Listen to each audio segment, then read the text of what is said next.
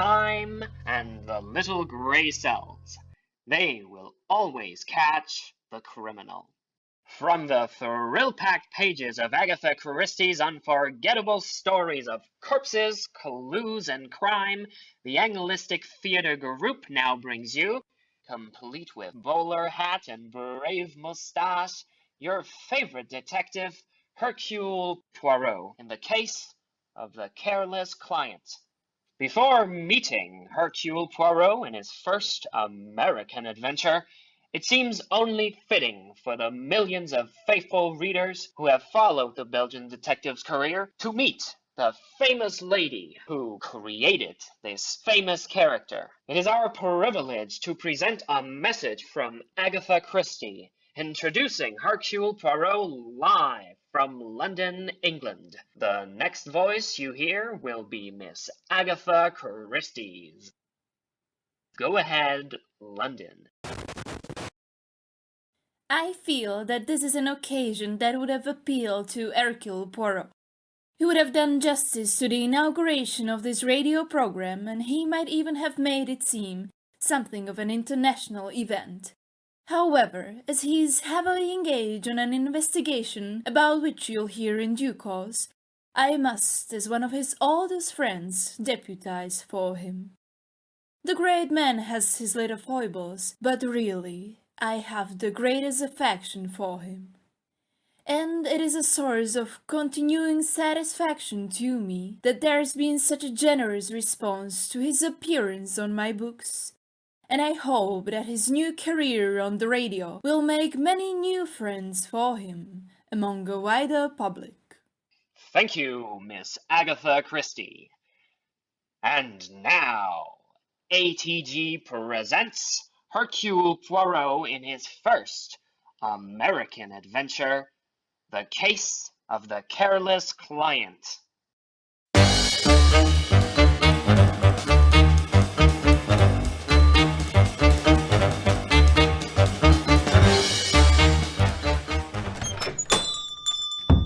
Mademoiselle? Huh? Is this the Cozy Room apartment renting agency? When we got something to rent? Yeah. I have the desire to rent an apartment. Who hasn't? Please, mademoiselle, do not jest. Allons, I have with me a brief dossier of my requirements. Please do read it. Well, alright. Gentleman desires a bright, sun-shining apartment of a reasonable quietness near the heart of the city. Should be furnished with the utmost charm, French provincial if possible. Price is of no consequence as long as it is very reasonable. Please communicate with me at the Hotel Windsor, Hercules, P-O-I-O-T. Poirot? No, mademoiselle. The name is Poirot. Hercule Poirot. Well, I wish you luck, Mr. Poirot. Finding an apartment, mademoiselle, is not a matter of luck. It is a matter of employing the little grey cells. If you can find an apartment for me, please do me the kindness to inform me. Sure, if you'll do something for me. And what is that? If you can find an apartment for me, please do me the kindness to inform me.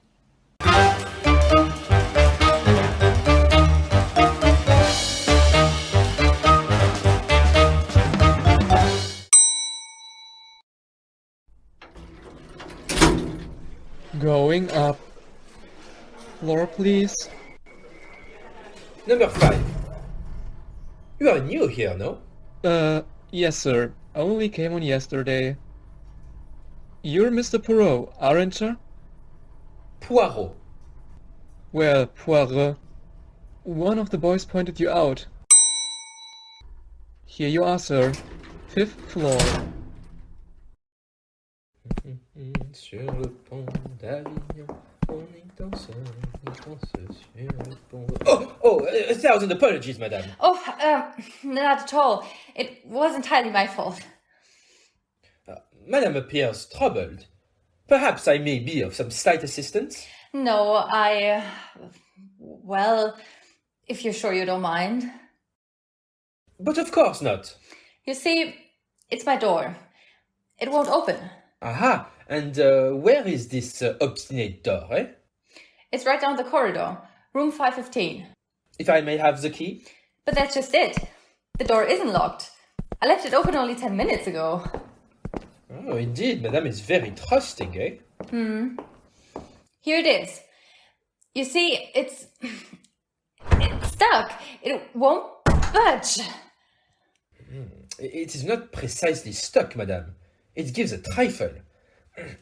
This door is barricaded. Oh my goodness. Voilà, she moves, eh? Oh, thanks a million. Now, what do you suppose has happened? No, wait, Madame. Perhaps it is better if I look first.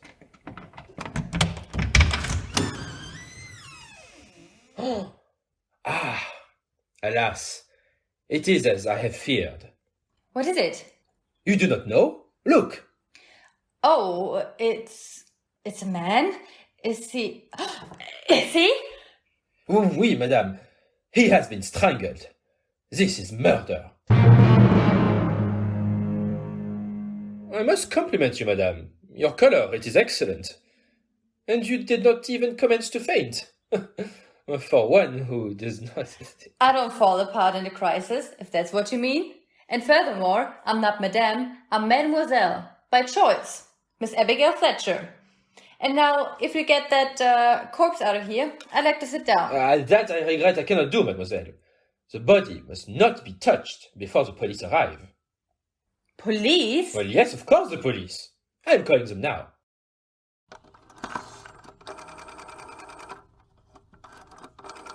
Hello, hello? Inspector Stevens. It is I, Hercule Poirot. Alas, no, I have not yet found the apartment. But I have found something of perhaps more interest. A corpse. Right here in my hotel. Room number... 515. Number 5... Mademoiselle, what are you doing with the body? Nothing. I was just trying to see the face. You will have that opportunity later. Pardon, Inspector. We are in room 515. Bien. We shall expect you immediately. Eh bien, Miss Fletcher, now that you have observed the face of this unfortunate one, perhaps you will be good enough to tell me who it is. I certainly will not. Who do you think you are? Mademoiselle, permit me to present myself. I am Hercule Poirot, formerly chief of the Belgian Sûreté. Yeah? That's what you say. Now look, Mr. Poirot. I've read plenty of detective stories, and none of them had a detective that looked anything like you. I'll wait for the police and let them ask the questions. As you desire, mademoiselle. I merely wish to point out one thing. It is you the police will question first. Me? But of course, you're the most likely suspect, no? Well, all right. What do you want to know? First, what are you doing here in this hotel? Why, I've lived here for 10 solid years, ever since I left Woskowskiego, Maine. And what do you do? What is your occupation? Why, I don't have any occupation. I've got a little income, and I like it here in New York, and the last few years I've been doing war work, Red Cross, and things like that. You seem a trifle vague, mademoiselle. Now, about this body. Who is it? I don't know. I never saw him before in my life. Mademoiselle, I advise you to consider your answers with care. Do not forget, someone lies dead in this room. I could help that. I don't know who it is and how they got here. I told you I was out of the room for 10 minutes. That may be, Miss Fletcher, but it does not help you. This person has been dead for at least 1 hour. How do you know? If you touch the body, you will observe it is already beginning to cool. Therefore, mademoiselle, if you left this room only 10 minutes ago, your situation is indeed grave, for this one was already dead. Oh, but I couldn't have done it. And why not? Because the body was lying right across the doorway. You know perfectly well I couldn't get out through this doorway and still leave a body wedged against it. Belgian surety, indeed. Very good, mademoiselle. But you could have murdered him in here, made your departure by way of this fire escape, through the room overhead and come down inside the building to this corridor where you so innocently made my acquaintance. You see, there is evidence that the fire escape has but recently been used. Now, it is not so amusing, eh? Well, I don't care. I had nothing to do with this. I know you detectives. You're out to get a suspect, and just because someone is murdered in my room doesn't mean Gently, mademoiselle. All is not lost.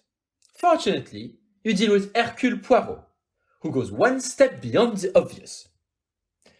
You see, this poor person was not murdered in your room. He was killed in the room overhead. But why? Why kill him upstairs and leave him on my doorstep? That, mademoiselle, we shall discover in due course.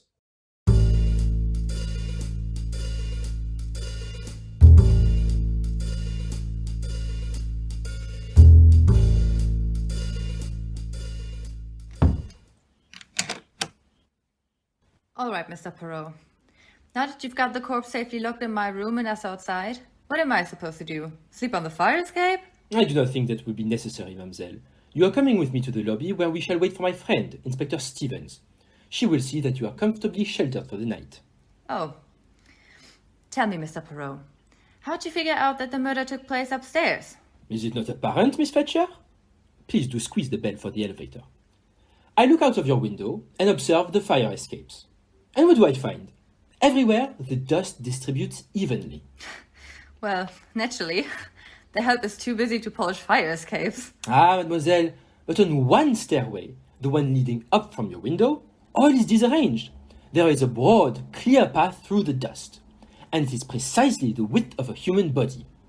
And since the path extends only to the floor above, it is obvious the body has been dragged down from room 615. Also, on the garments of the dead man, the trousers, the left elbow, and across the shoulders, there are unmistakable traces of rust. Ah, voilà, the elevator. Going down. Monsieur, would you be so good as to explain to me why you are so long in arriving? Oh, it's this old car. Every once in a while, it goes on the fritz. Comment? On the fritz? Out of order. Yeah, it got stuck on the 9th. You have been on the 9th floor all this time. Yeah, that's right. That is difficult to believe. Why? Because the indicator has been pointing to the basement. Ah, that indicator. Soon as anything goes wrong, it flops. I am not so sure that is true of the indicator. But, unquestionably, monsieur, it is true of the too clever murder. As soon as anything goes wrong, it flops.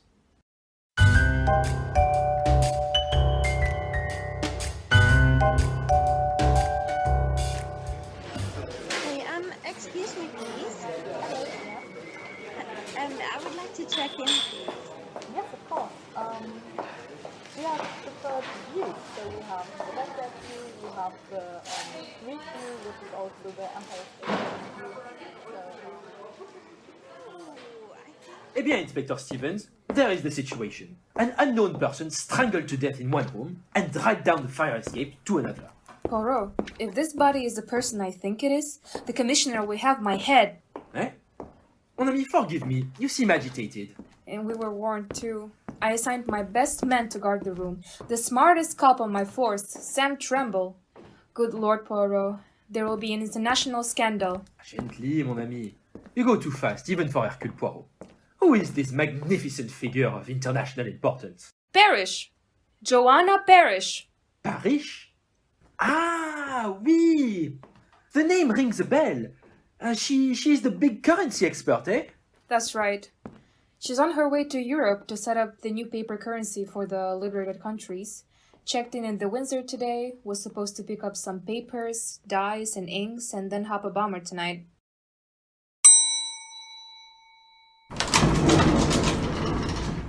Fifth floor, please.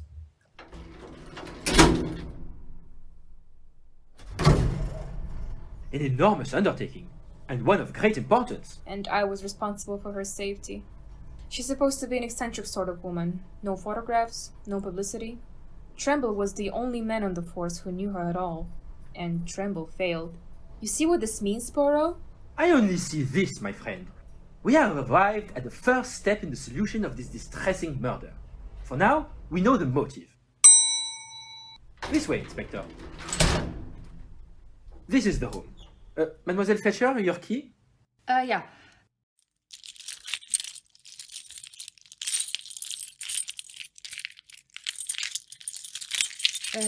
Here. I will never live this down. You exaggerate, mon ami. Even the best of men sometimes fail. Regarde, Inspector. Here is your corpse. They certainly did a job. Thunderation! You are shocked, madame? Poirot, do you realize what's happened? But of course, Inspector. This is not Joanna Parrish who has been murdered, but your own faithful policeman, Sam Tremble. Poirot, that's not very funny. You knew it all the time. Pardon, mon ami. I knew nothing of the sort. But you distinctly told me. No, Inspector, you told me. To me, the dead person was an unknown corpse. It could be anyone. But when you speak of two people, one a wealthy financier of international importance, the other a police officer, by employing the little grey cells, it is not difficult to conclude that the corpse with the large, high, comfortable shoes and the plain suit is the policeman. Oh, of course. I'm sorry. Madame, there is no time now for the profuse apologies. You're right. We've got to get to Paris at once. The poor woman doesn't even know her bodyguard's gone. Hello? Hello, operator? What room is Joanna Parrish in? Huh? 615? Hold on. Poirot, that's the room directly over this one where Tremble was killed. Precisely. Operator, let me talk to Mrs. Parrish. I think you will find the lady does not answer. Why not? Obviously, she would not witness a murder without reporting it. On the other hand, she too may... Good Lord, Poirot. Do you think she's dead too?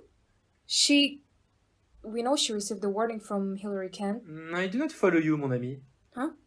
Oh, I don't blame you. Hilary Kent is a criminal egomaniac. One who commits crime chiefly for the pleasure of baffling the police, eh? Exactly. Well, this Hilary Kent, or someone who calls themselves Hilary Kent, is one of those people. They pulled off a few clever jobs and got away with them. We don't know anything about the person, but whoever they are, they have got to get their thrill out of every job. So they make it a rule to warn their victims. Oui. I know well the type. And Madame Parrish, I take it, has received such a warning. Right. Now you see why I assigned my best man. Eh bien, now we must hasten upstairs to Madame Parrish's room. Already it may be too late. I'll go too. I don't want to stay here with this body. You'll stay right here, Miss Fletcher, until I give you permission. Inspector, if you do not mind, myself I am not averse to Miss Fletcher's company. I find her very intriguing.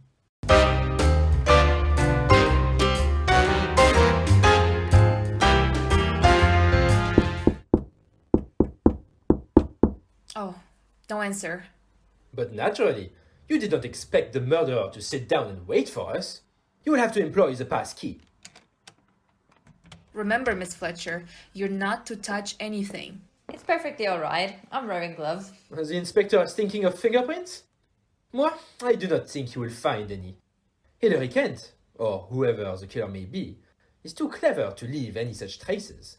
Well, maybe, but I want to be sure we didn't lose even the tiniest clue. An excellent approach, mon ami.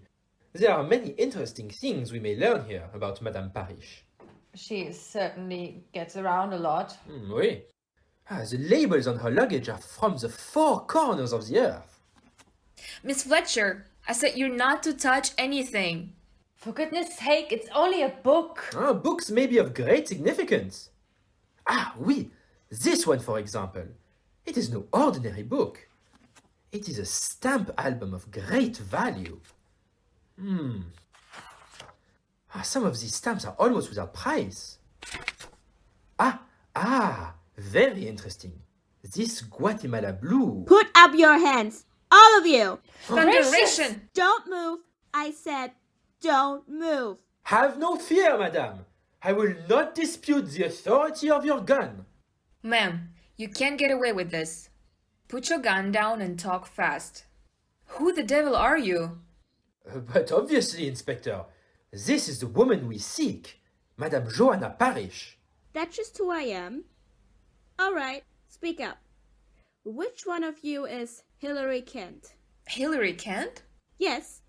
Now, wait a minute, Mrs. Parrish. You've got this all wrong. I'm Inspector Stevens, Homicide Squad, and this is Hercule Poirot, the famous Belgian detective. So you say. You don't look like policemen to me. Particularly that little squirt with the silly mustache. Huh? You stay right where you are till I check on you.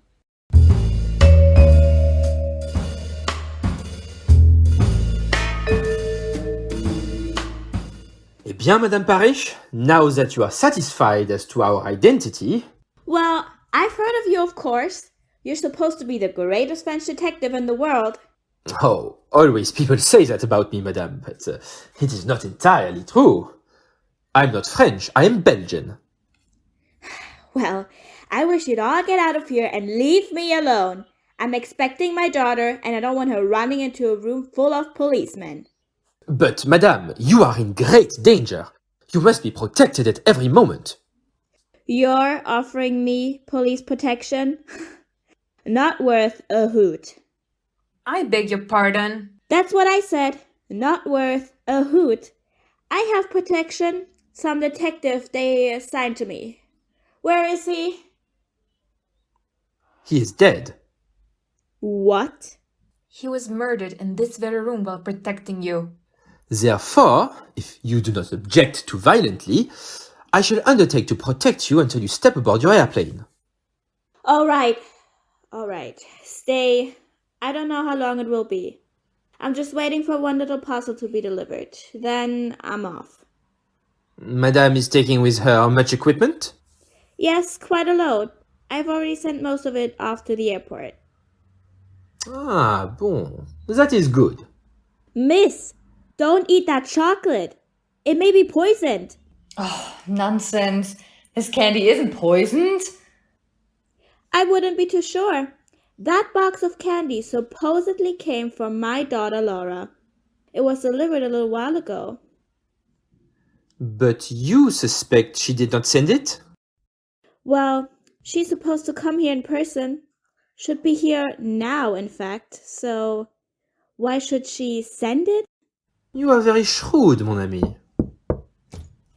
Hi, excuse me. Wait a minute, Johnny. Come back here. What do you want? Nothing. I just wanted to see if Mrs. Parrish got her extra laundry box, okay? Yes, I received it. Okay, alright. Excuse me. I picked up a few more things to take along. Special dyes and inks. They will just about fill up that laundry box. Excuse me. I've got to go into the bedroom and finish packing. Crusty old bird, isn't she? Well, how would you be if you knew someone was out to kill ya? No wonder she's jittery. Ah, she's irritable and nervous. That perhaps explains it. Explains what? Why she wears upon her feet that unique pair of socks, one of which is green and the other brown. Alright, if the woman wants to be eccentric, let her be. I've still got a murderer to catch. You wanna come along? No, Inspector. I have attached myself to Madame Parrish, and I propose to see that... Come in. Inspector? One of the men found this on the sidewalk outside of the hotel. Thought you might want to take a look at it before turning into the lost and found. Okay, Brady, thanks. A lady's purse. Usual assortment of stuff. Cosmetics, perfume, change, keys. Do you make anything of it, Poirot? Ah! Sacre bleu! What is it? These initials. LP. Madame Parrish! Yeah. What did you say was the name of your charming daughter? Laura. Good Lord! L.P. Laura Parrish. Poirot, where are you going? I have a little idea. Mademoiselle Fletcher, please do accompany me. How about Mrs. Parrish? You were so attached to her. I have become momentarily detached. I leave her in your care, Inspector. Protect her with the apple of your eye.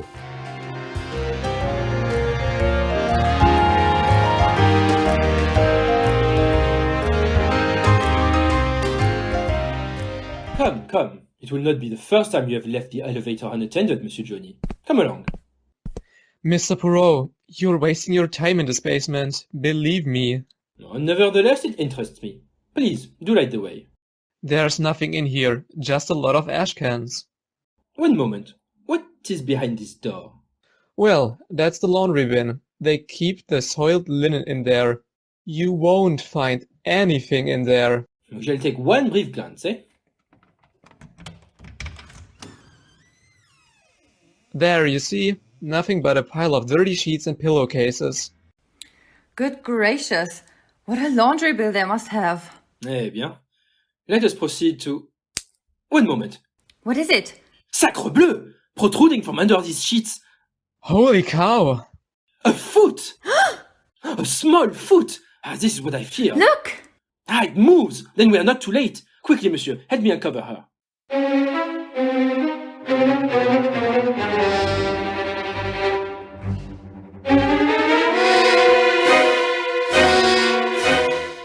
What else do you know? That's all I know, Mr. Poirot. I was walking around the street toward the hotel. Just as I passed the alley, I was praying.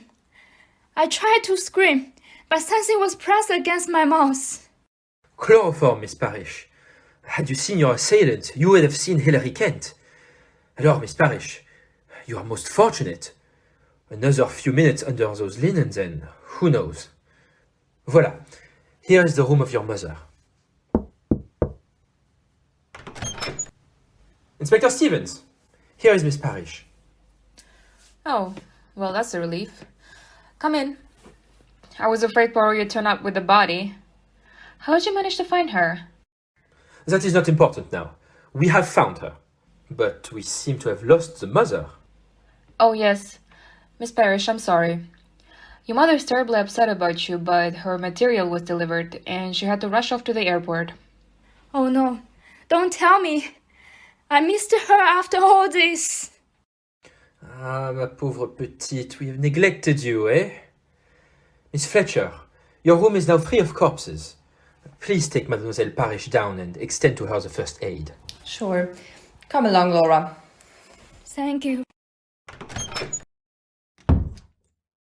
Inspector, I hope you do not later have cause to regret that you permitted Parrish to go off to the airport unprotected. She'll be alright. Besides, I've got a job to do here. Although, frankly, I'm in a complete fog. I can't make head or tail of the whole business. No, Stevens. The head and the tail we have. What? Yes. It is merely a fragment of the middle that we still lack. Well, who is it? Hey, Poirot, where are you going? To see how Miss Laura is. And to telephone the airport to see that Mrs. Parrish receives the proper attention. Au revoir.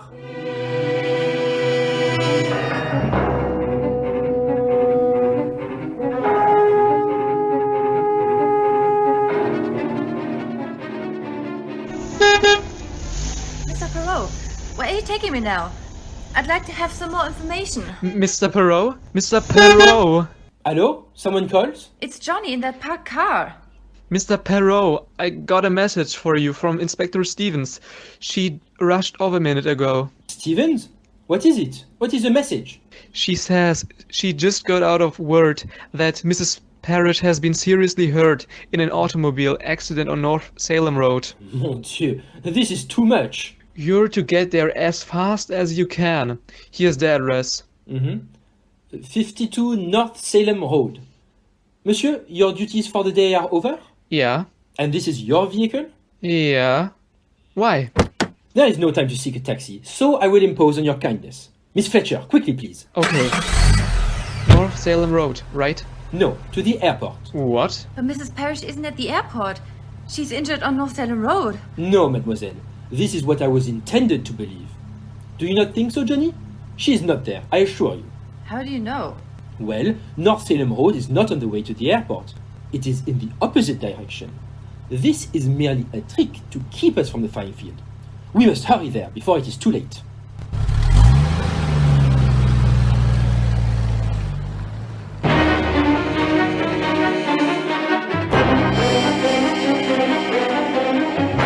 Attention please.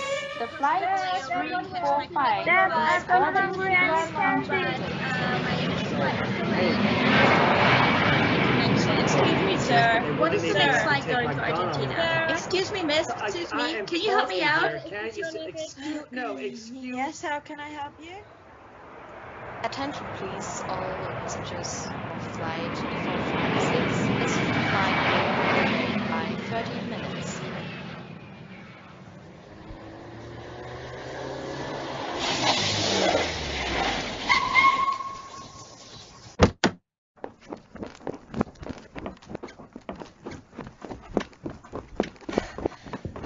Well, the airplane is still there, but I don't see anything amiss. Voilà! Over there! Parrish! As large as life! Yep, that's all right. Come along, please. Both of you. Madame Parish! Monsieur Poirot, my daughter, is she...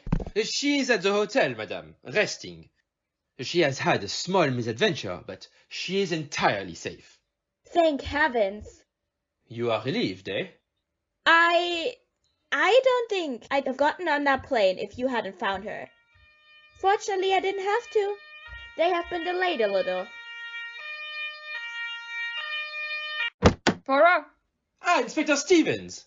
I knew you would not walk into the trap. Yeah, but as usual, you beat me to it.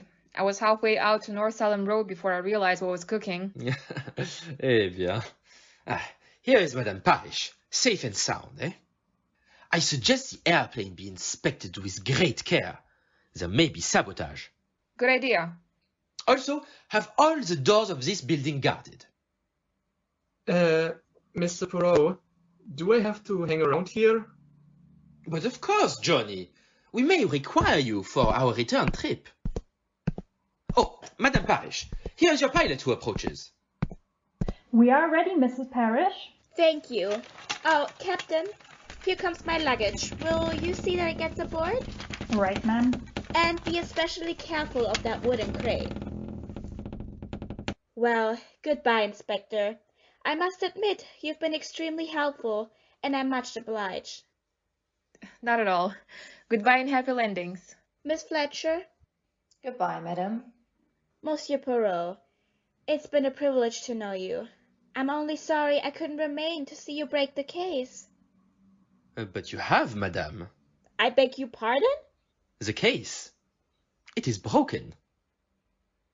Inspector, meet Hilary Kent, the lady to whom you have just wished bon voyage.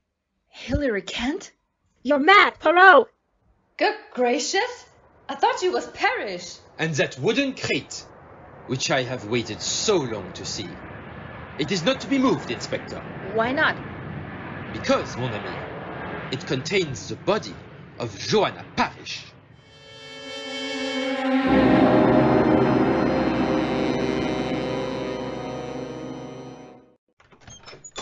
Do you have a cake? I like black forest cake. Yes, anything else you want me to list some of our specialties? Well, I have this really delicious chicken soup. Okay. A charming restaurant this, n'est-ce pas? The planes circling above give one the feeling of flying, eh? The feeling I've got. If that's what flying gives you, keep me from it. Ah, that is natural. I too do not like murder, Miss Fletcher.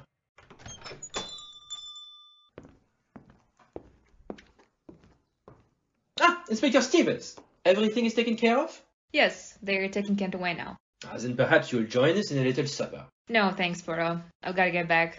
I, just dropped over to ask a few questions. For example?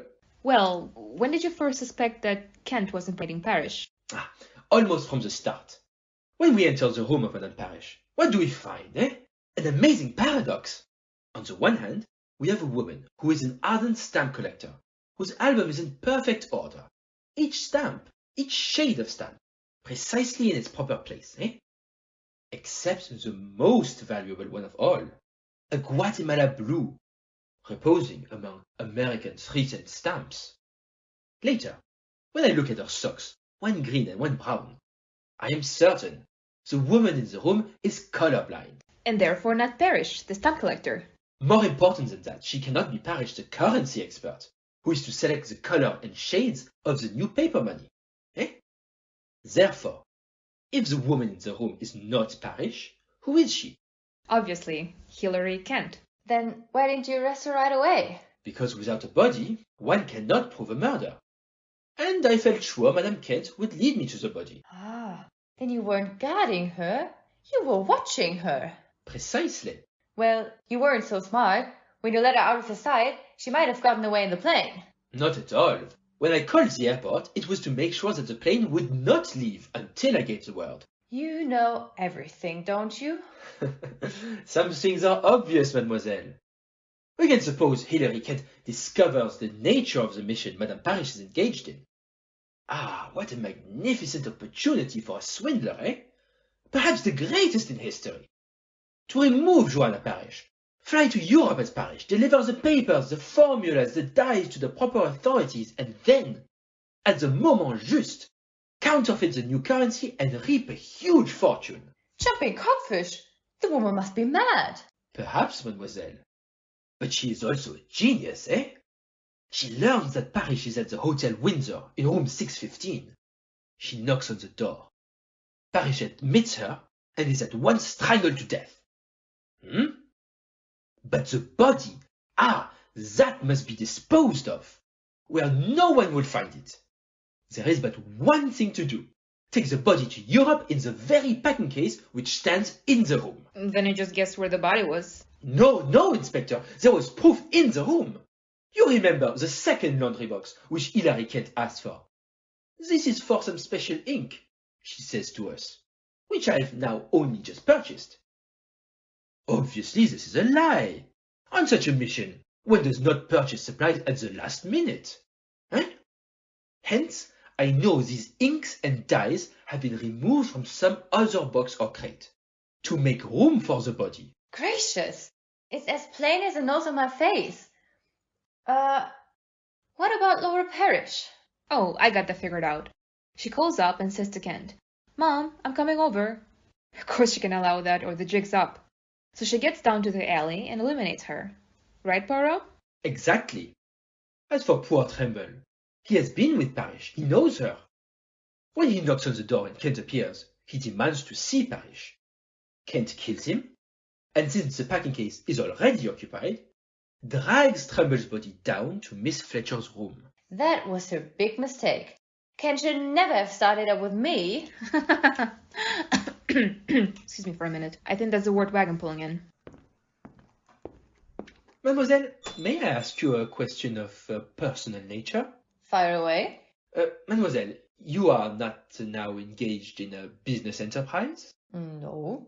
Are you fluent with the shorthand and the typewriter? Why, yes. Bon, mademoiselle, I find you both intelligent and amusing, and I am in great need of a secretary with your superb qualifications. Mr. Poirot. Oh, you do not yet employ the grey cells to the best advantage. Nevertheless, if you are interested... Oh, Mr. Poirot, for 10 years I've been devouring detective stories, and you ask me if I'm interested? Chief, you've got a secretary. Poirot, they're taking again away now. I guess that winds up the case. Not quite, Inspector. Tell me, where does Madame Kent reside? We found a lease on her for an apartment in Gramercy Park. That is a good neighborhood? Oh, swell. It's right in the heart of the city. But why do you ask? I do not think Madame Kent will need an apartment for some time, but I do. You see, my friends, it is as I have said. To find an apartment in New York City is the essence of simplicity. One only has to solve 2 murders.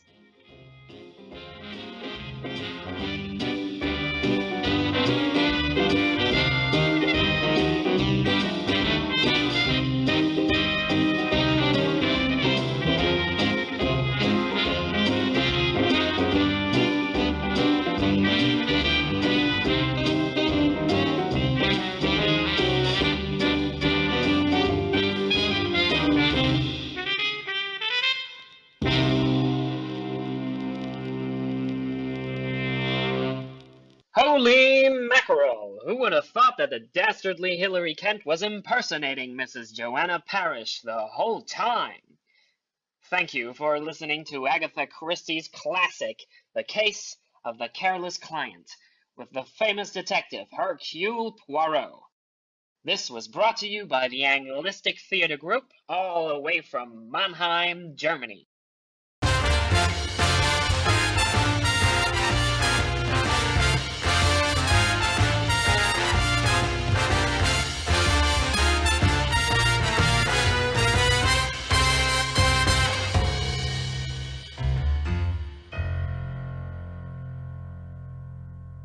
We will now take a 15-minute intermission. In the meantime, stretch your legs and don't forget